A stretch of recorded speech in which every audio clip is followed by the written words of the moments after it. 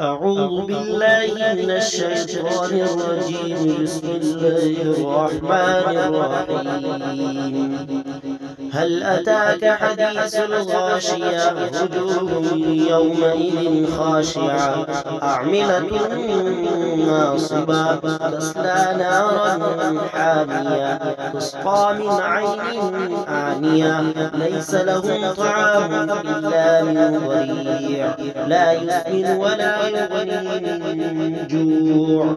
وجوه يومئذ ناعمة لسعيها راضية في جنة عالية لا تسمع فيها لاغية فيها عين جارية فيها سرر مرفوعة وأكواب موضوعة ونمارق مصفوفة وغرابي مبثوثة أفلا ينظرون إلى الإبل كيف خلقت وإلى السماء كيف رفعت وإلى الجبال كيف نصبت وإلى الأرض كيف سطحت فذكر إنما أنت مذكر لست عليهم بمسيطر إلا من تولى وكفر فيعذبه الله العذاب الأكبر إن إلينا إيابهم ثم إن علينا